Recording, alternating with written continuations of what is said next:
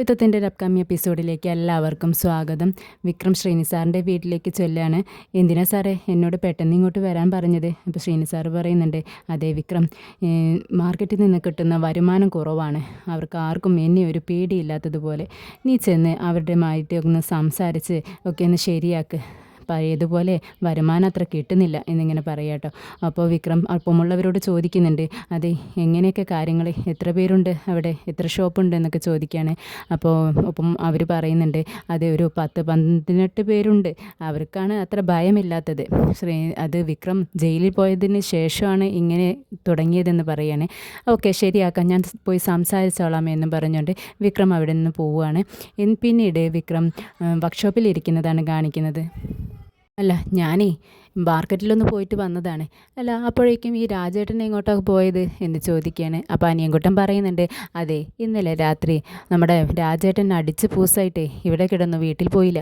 അപ്പോഴേക്കും ചേച്ചിയുണ്ട് ഇന്ന് രാവിലെ വിളിച്ചിട്ട്, അതെ നിങ്ങളിപ്പോൾ തന്നെ ഇങ്ങോട്ട് വന്നില്ല എന്നുണ്ടെങ്കിൽ ഞാൻ ഇപ്പോൾ ആത്മഹത്യ ചെയ്യും എന്ന് പറഞ്ഞു.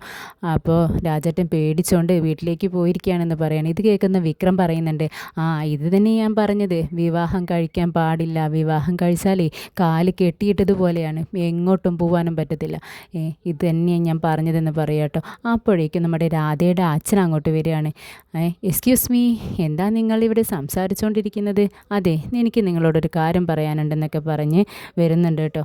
അപ്പോഴേക്കും വിക്രം പറയുന്നുണ്ട്, നിങ്ങൾ ഒരു കാര്യം പറയണ്ട, ഇവിടെ നിന്ന് ഇറങ്ങിപ്പോയാൽ മതി, നിങ്ങൾ എന്തിനാ ഇങ്ങോട്ട് വന്നേ എന്ന് ചോദിക്കുകയാണ്.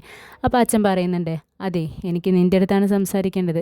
പിന്നെ എൻ്റെ കയ്യിൽ നിന്ന് വാങ്ങിയ പൈസ, കടം വാങ്ങിയ പൈസ തിരിച്ച് മേടിക്കാനാണ് ഞാൻ വന്നിരിക്കണമെന്ന് പറയാം കേട്ടോ രാധയുടെ അച്ഛൻ. അപ്പോൾ വിക്രമ പെട്ടെന്ന് അവിടെ നിന്ന് എഴുന്നേറ്റിട്ട് അനിയൻകുട്ടനൊന്ന് കൊടുത്തിട്ട് പറയുന്നുണ്ട്, എടാ നീയാണോടാ കടം വാങ്ങിച്ചത് എന്ന് ചോദിക്കും. അപ്പോൾ അനിയൻകുട്ടൻ പറയും, ഞാനൊന്നുമല്ല. ഒപ്പമുള്ളവരെല്ലാവരോടും ചോദിക്കും കേട്ടോ, നീയാണോടാ മേടിച്ചെന്ന് ചോദിക്കും. അപ്പോൾ അവരും പറയുന്നുണ്ട്, ഞാനൊന്നും മേടിച്ചിട്ടില്ല, കടമൊന്നും ആരോടും മേടിക്കാറില്ല എന്ന് പറയുകയാണ്. അങ്ങനെ നമ്മുടെ രാധയുടെ അച്ഛൻ വിക്രമിനോട് പറയാം കേട്ടോ, അതെ അവരൊന്നല്ല മേടിച്ചത്, നീയാ. അപ്പോൾ വിക്രം അന്തം വിട്ടിട്ട് ചോദിക്കുക, ഞാൻ നിങ്ങളുടെ കയ്യിൽ നിന്ന് എപ്പോഴാണ് പണം മേടിച്ചത്? അതെ എൻ്റെ കയ്യിൽ നിന്ന് മേടിച്ചതല്ല, ഞാൻ എൻ്റെ മോളെ നിനക്ക് വേണ്ടി ചിലവാക്കിയ കാശുണ്ടല്ലോ അത് ചോദിക്കാൻ വേണ്ടിയിട്ടാണ് ഞാൻ വന്നതെന്നും പറഞ്ഞുകൊണ്ട് 2 പേപ്പർ എടുക്കുക കേട്ടോ പോക്കറ്റിൽ നിന്ന്. എന്നിട്ട് ഒന്നെടുത്തിട്ട് പറയുന്നുണ്ട്, ഇത് നിനക്ക് അവൾ ഹോസ്പിറ്റലിൽ ചിലവാക്കിയ കാശിൻ്റെ കണക്കാണ്. പിന്നീട് ഒരു പേപ്പറും കൂടി എടുത്തുകൊണ്ട് വിക്രമിന് കൊടുക്കുകയാണ്. എന്നിട്ട് പറയുന്നുണ്ട്, ഇത് നിന്നെ അവളെ ജയിലിൽ നിന്നും പുറത്തിറക്കാൻ വേണ്ടി ചിലവാക്കിയ കാശിൻ്റെ കണക്ക്. ഈ മൊത്തത്തിൽ എത്ര പേരും നോക്കി അതിങ്ങ് തിരിച്ചു തരാൻ നോക്കുമെന്ന് പറയാം കേട്ടോ.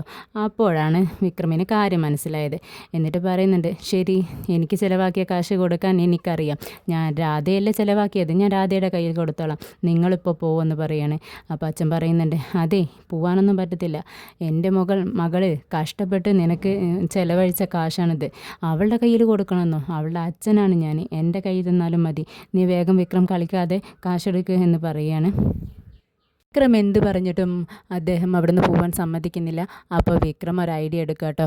ഒപ്പമുള്ളവരോട് പറയുന്നുണ്ട്, അതെ അവിടെ അകത്തിരിക്കുന്ന ആ ക്യാൻ ഉണ്ടല്ലോ, അവിടെ അതിൽ ഡീസലുണ്ട്, അതിങ്ങോട്ട് എടുക്കുക എന്ന് പറയുക കേട്ടോ.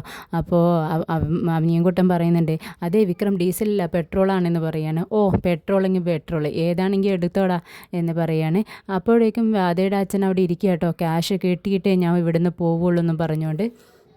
അപ്പോൾ വിക്രം പറയുന്നുണ്ട്, അതെ എടാ അനിയൻകുട്ടാ, നീ ആ പെട്രോൾ എടുത്ത് ഇദ്ദേഹത്തിൻ്റെ തലവഴി ഒഴിക്കടാ, എന്നിട്ട് തീ കൊളുത്തിവിട്, എന്നിട്ട് നമുക്ക് അത് ചോദിക്കാൻ വരുന്നവരോട് പറയണം, എന്താ പറയണ്ടേന്നറിയോ? അപ്പോഴേക്കും അനിയൻകുട്ടൻ പറയുന്നുണ്ട്, എനിക്കറിയാം, അതെ ഇദ്ദേഹം മദ്യപിക്കാൻ വേണ്ടി ക്യാഷ് ചോദിച്ചു, നമ്മളത് കൊടുത്തില്ല, ആ ദേഷ്യത്തിന് ഇവിടെ ഉണ്ടായിരുന്ന പെട്രോൾ എടുത്ത് തലവഴി ഒഴിച്ച് സ്വയം തീ കൊളുത്തി, എങ്ങനെയല്ലേ പറയേണ്ടതെന്ന് പറയാട്ടോ. അപ്പോൾ ഇത് കേൾക്കുന്ന രാധയുടെ അച്ഛൻ പെട്ടെന്ന് അവിടെ നിന്ന് എഴുന്നേറ്റ് ഓടാൻ തുടങ്ങുക കേട്ടോ. അപ്പോഴേക്കും അനിയൻകുട്ടനും എല്ലാവരും പിടിച്ചു വെക്കുന്നുണ്ട്.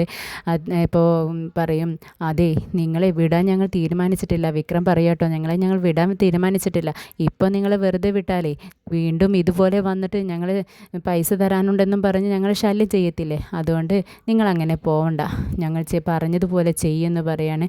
അപ്പോൾ രാധയുടെ അച്ഛൻ, വേണ്ട, ഇല്ല വിക്രം, ഇനി ഒരിക്കലും ഞാൻ ഈ വഴിക്ക് വരത്തില്ല, ഞാൻ രക്ഷപ്പെട്ടോട്ടെ എന്നും പറഞ്ഞുകൊണ്ട് ചെരുപ്പ് എടുത്തുകൊണ്ട് ഓടുക കേട്ടോ.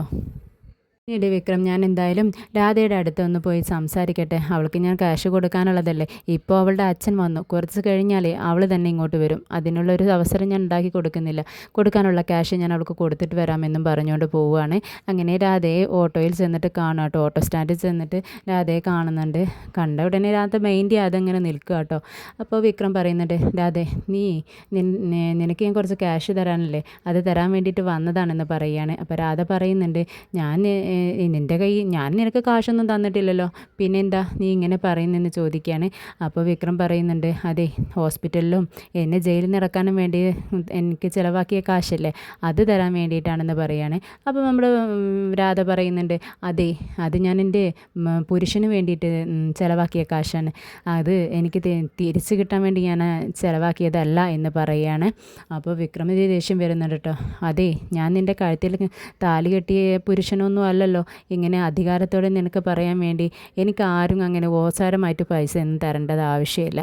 എനിക്ക് ആവശ്യമുള്ള ക്യാഷ് എൻ്റെ കയ്യിലുണ്ട് എന്നും പറഞ്ഞുകൊണ്ട് നീ നിൻ്റെ ഓട്ടോയുടെ ഡ്യൂ ഒക്കെ അടച്ചു കഴിഞ്ഞു എന്നല്ലേ പറഞ്ഞത്, എന്നാലും നീ അത് കടം വാങ്ങിച്ചിട്ടല്ലേ അടച്ചിട്ടുണ്ടാവുക. എന്തായാലും നീ ഇത് വാങ്ങിച്ചവർക്ക് കൊടുക്കുക എന്ന് പറഞ്ഞു കൊടുക്കുക കേട്ടോ. അപ്പോഴും രാധ വാങ്ങാൻ വേണ്ടി കൂട്ടാക്കുന്നില്ല. അപ്പോൾ ഒപ്പമുണ്ടായിരുന്ന സ്ത്രീ പറയുന്നുണ്ട്, അതെ, ഓട്ടോയുടെ ഡ്യൂ അടച്ചു എന്ന് പറഞ്ഞാൽ അവൾ അടച്ചതല്ല കേട്ടോ. അപ്പോഴേക്കും രാധ തടയുന്നുണ്ട്, നീ ഒന്നും മിണ്ടാതിരിക്കടി എന്ന് പറയുന്നുണ്ട്. പക്ഷേ ആ സ്ത്രീ പറയുന്നുണ്ട്, അതെ, അതെന്താണെന്നറിയോ, നമ്മുടെ ദർശൻ സാറുണ്ടല്ലോ, ദർശൻ സാറാണ് രാധയെ സഹായിച്ചതെന്ന് പറയുകയാണ്. ഇത് കേൾക്കുന്ന നമ്മുടെ വിക്രം പറയുന്നുണ്ട്, ഓക്കെ, അത് ഇനി എന്താ ചെയ്യേണ്ടതെന്ന് എനിക്കറിയാമെന്നും പറഞ്ഞുകൊണ്ട് വണ്ടി എടുത്തുകൊണ്ട് പോവുകയാണ്. വണ്ടി എടുത്ത് നേരെ ചെല്ലുന്നത് നമ്മുടെ ദർശൻ്റെ വീട്ടിലേക്കാണ്. വീട്ടിൽ കയറി ചെന്ന് കോളിംഗ് ബെൽ അടിക്കുമ്പോൾ ഡോറ് തുറക്കുന്നത് അച്ഛനാട്ടോ, ദർശൻ്റെ അച്ഛനാണ്. അദ്ദേഹം പറയുന്നുണ്ട്, നീ എന്തിനാടാ ഇങ്ങോട്ടേക്ക് വന്നെന്ന് ചോദിക്കുകയാണ്. അപ്പോൾ എനിക്ക് നിങ്ങളുടെ മകൻ ദർശനെ ഒന്ന് കാണണം, ദർശൻ സാറിനെ ഒന്ന് കാണണം എന്ന് പറയുകയാണ്. കാണാൻ പറ്റത്തില്ലെന്ന് അദ്ദേഹം പറയുന്നുണ്ട്. അപ്പോൾ ദർശൻ സാറിനെ കണ്ടിട്ടേ ഞാൻ പോവുള്ളൂ എന്ന് പറഞ്ഞ് വിക്രം അവിടെ നിൽക്കുകയാണ്. അപ്പോഴേക്കും അമ്മ ദർശനെ വിളിച്ചുകൊണ്ട് വരിക കേട്ടോ. ദർശൻ താഴേക്ക് ഇറങ്ങി വരുന്ന സമയത്ത് വിക്രമിനെ പുറത്താക്കി ഡോർ അടയ്ക്കുന്ന സീനാണ് കാണുന്നത്. അപ്പോഴേക്കും ദർശൻ ഓടി വന്ന്, അച്ഛൻ എന്താ നീ ചെയ്യുന്നത്, ഒരു ആളോട് ഇങ്ങനെയാണോ വീട്ടിൽ വരുന്ന ആളോട് പെരുമാറേണ്ടത് എന്നൊക്കെ പറയുകയാണ്. അപ്പോൾ ഇമാതിരി തെമ്മാടികളോടൊക്കെ ഇങ്ങനെ തന്നെയല്ലേ പെരുമാറേണ്ടതെന്നൊക്കെ ചോദിക്കുന്നുണ്ട്. അപ്പോഴേക്കും വിക്രം നിന്നെ കൊണ്ട് ദർശൻ വേഗം പുറത്തേക്ക് ഇറങ്ങിക്കൊണ്ട് സംസാരിക്കുക കേട്ടോ. വിക്രം, നീ എന്താ ഇപ്പോൾ ഇങ്ങോട്ടേക്ക് വന്നതെന്ന് ചോദിക്കുമ്പോൾ വിക്രം പറയുന്നുണ്ട്, അതെ, നിങ്ങൾക്ക് കുറച്ച് ക്യാഷ് തരാനുണ്ട്, അത് തരാൻ വേണ്ടി വന്നതാണെന്ന് പറയുകയാണ്. അപ്പോൾ ദർശൻ പറയുന്നുണ്ട്, ഞാൻ നിങ്ങൾക്ക് കാശ് തരാൻ നിങ്ങൾ എൻ്റെ കയ്യിൽ നിന്നൊന്നും വാങ്ങിച്ചിട്ടില്ലല്ലോ എന്ന് പറയുകയാണ്. അപ്പോഴേക്കും വിക്രം പറയുന്നുണ്ട്, രാധ എനിക്ക് വേണ്ടി കുറച്ച് ക്യാഷ് ചിലവാക്കേണ്ടി വന്നു. ഞാൻ ഹോസ്പിറ്റലിൽ കിടക്കുന്ന സമയത്തും ജയിലിലായ സമയത്തുമൊക്കെ കുറച്ച് അവൾ കയ്യിലുണ്ടായിരുന്ന ക്യാഷ് എനിക്ക് വേണ്ടി ചിലവഴിച്ചു. ആ ക്യാഷ് അവളുടെ വണ്ടിയുടെ ഡ്യൂ അടയ്ക്കാൻ വേണ്ടി വെച്ചതായിരുന്നു. അതുകൊണ്ട് അവൾക്ക് കുറച്ച് പ്രശ്നങ്ങളൊക്കെ ഉണ്ടായി. നിങ്ങളല്ലേ ക്യാഷ് അടച്ച് അവളുടെ വണ്ടി തിരിച്ചെടുത്ത് കൊടുത്തത്. എന്തായാലും ഈ ക്യാഷ് നിങ്ങൾ സ്വീകരിക്കണമെന്ന് പറഞ്ഞുകൊണ്ട് പോക്കറ്റിൽ നിന്ന് പൈസ എടുത്തുകൊണ്ട് കൊടുക്കുക കേട്ടോ. നമ്മുടെ ദർശനാണെങ്കിൽ അത് സ്വീകരിക്കാൻ തയ്യാറാവുന്നില്ല. അതെ, അതൊന്നും വേണ്ട, ഞാൻ ആ കുട്ടിയെ സഹായിച്ചതേ ആ കുട്ടിയോടുള്ള ബഹുമാനം കൊണ്ടാണ്. രാധ നല്ലൊരു കുട്ടിയാണ്, അവൾ സ്വയം അധ്വാനിച്ച് ജീവിക്കുന്ന കുട്ടിയല്ലേ, അവൾക്ക് നല്ലത് വരണമെന്ന് മാത്രം ചിന്തിച്ചാണ് ഞാൻ ഇതെല്ലാം ചെയ്തതെന്ന് പറയുന്നുണ്ട്. പക്ഷേ വിക്രം സമ്മതിക്കുന്നില്ല. എന്ത് പറഞ്ഞാലും ഞങ്ങളെപ്പോലുള്ളവർക്കെല്ലാം ഇത് വലിയൊരു കാര്യമാണ് സാറ് ചെയ്തത്. അപ്പോൾ എന്തായാലും പൈസ സ്വീകരിച്ചേ പറ്റത്തുള്ളൂ എന്ന് പറഞ്ഞ് നിർബന്ധമായും നമ്മുടെ ദർശൻ്റെ കയ്യിൽ ക്യാഷ് കൊടുത്തുകൊണ്ട് വിക്രം പോവുകയാണ്. പിന്നീട് നമ്മുടെ വിക്രം രാത്രി വീട്ടിലേക്ക് കയറി വരുന്ന സമയത്ത് കമലാമ്മ ഇങ്ങനെ സോഫയിൽ കിടക്കുന്നതാണ് കാണിക്കുന്നത്. അപ്പോഴേക്കും വിക്രം, അമ്മേ ചോറ് വിളമ്പ്, എനിക്ക് വിശക്കുന്നെന്നും പറഞ്ഞുകൊണ്ട് കയറി വരുന്നത്. പക്ഷേ കമലാമ്മ എഴുന്നേൽക്കുന്നില്ല. അപ്പോൾ തൊട്ടടുത്ത് ചെന്ന് തട്ടി വിളിക്കുക കേട്ടോ വിക്രം.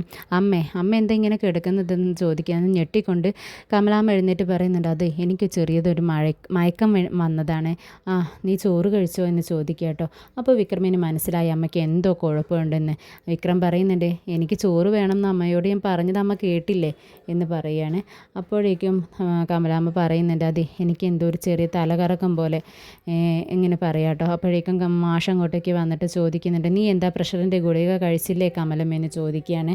അപ്പോൾ കമലാമ്മ പറയുന്നുണ്ട്, ഇല്ല, ഇന്നുമായിട്ട് ഗുളിക ഉണ്ടായിരുന്നില്ല, മാഷിന് പെൻഷൻ കിട്ടുന്നത് 2 ദിവസം കഴിഞ്ഞിട്ടല്ലേ കിട്ടത്തുള്ളൂ, അതുകൊണ്ടാണ് ഞാൻ ഗുളിക കഴിഞ്ഞ വിവരം പറയാതിരുന്നത് എന്ന് പറയുകയാണ്. അപ്പോൾ മാഷ് പറയുന്നുണ്ട്, നീ എന്താ കമല ഇങ്ങനെയൊക്കെ, ക്യാഷ് കിട്ടിയില്ലെങ്കിലും നമുക്ക് അവിടെ അക്കൗണ്ട് ഉണ്ടല്ലോ, അങ്ങനെ ഞാൻ മേടിച്ചിട്ട് വരുമായിരുന്നല്ലോ, എന്തായാലും ഞാൻ നാളെ മേടിച്ചിട്ട് വരാട്ടോ എന്ന് പറയാണ്. അപ്പോൾ വിക്രം പറയുന്നുണ്ട്, നാളെ മേടിക്കാമെന്നോ, അച്ഛൻ എന്തായി പറയുന്നത്, അമ്മയ്ക്കിപ്പോൾ സുഖമില്ലാന്ന് പറയുന്നത് കേട്ടില്ലേ, അമ്മ ലിസ്റ്റ് എടുത്തുകൊണ്ട് വാ, ഞാനിപ്പോൾ തന്നെ പോയി ടാബ്ലറ്റ് വാങ്ങിയിട്ട് വരാമെന്ന് പറയാണ്. അപ്പോൾ ദേഷ്യം വരിക കേട്ടോ നമ്മുടെ മാഷിന്. എന്നിട്ട് പറയുന്നുണ്ട്, വേണ്ട, അതെ ആരും അവൾക്കൊന്നും വാങ്ങിച്ചു കൊടുക്കണ്ട, അവളെൻ്റെ ഭാര്യയാണ്, അവൾക്ക് വേണ്ട സാധനങ്ങളൊക്കെ മേടിക്കാനേ എനിക്കറിയാം എന്ന് പറയാം കേട്ടോ. അപ്പോൾ വിക്രം വീണ്ടും പറയുന്നുണ്ട്, അമ്മയ്ക്ക് സുഖമില്ല എന്ന് പറഞ്ഞുകൊണ്ട് എന്തെങ്കിലും സംഭവിച്ചാൽ എന്താ ചെയ്യുക അച്ഛാ എന്ന് ചോദിക്കുകയാണ്. അപ്പോൾ മാഷ് പറയുന്നുണ്ട്, അവൾക്ക് എന്തെങ്കിലും സംഭവിച്ചാലേ ഞാനതങ്ങ് അനുഭവിച്ചോളാം, നീ കൊണ്ടുവന്ന ഗുളിക കഴിക്കേണ്ട ഗതികേടൊന്നും ഞങ്ങൾക്കില്ല എന്ന് പറയാണ്. അപ്പോൾ ഞാനും അമ്മയുടെ മോനല്ലേ എന്ന് ചോദിക്കുന്നുണ്ട് വിക്രം. അപ്പം മാഷ് പറയുന്നുണ്ട്, ഞങ്ങൾക്ക് 2 മക്കളേ ഉള്ളൂ, അവരെ കമലത്തെ നോക്കിക്കോളും, നിൻ്റെ സഹായം ഞങ്ങൾക്ക് വേണ്ട, നീ ഞങ്ങളെ അച്ചാമ്മ എന്നൊക്കെ വിളിക്കുന്നുണ്ടെങ്കിലും ഞങ്ങൾക്ക് നിന്നെപ്പോൾ ഒരു മകളില്ല എന്നാണ് എൻ്റെ മനസ്സിലുള്ളത് എന്നൊക്കെ ഇങ്ങനെ നമ്മുടെ മാഷ് പറയുകയാണ്. അപ്പോഴേക്കും മാഷ് പറയുന്നുണ്ട്, കമലം അവന് കയ്യും കാലമൊക്കെ ഉണ്ടല്ലോ, ചോറ് വേണമെങ്കിൽ അവൻ തനിയെ എടുത്ത് കഴിച്ചോളും, നീ പോയി ഉറങ്ങ് എന്ന് പറയുകയാണ്. അങ്ങനെ കമലാമ്മ അകത്തേക്ക് പോവുകയാണ്. വിക്രം അങ്ങനെ റൂമിലേക്ക് ഉറങ്ങാനായി പോകുന്നുണ്ട്.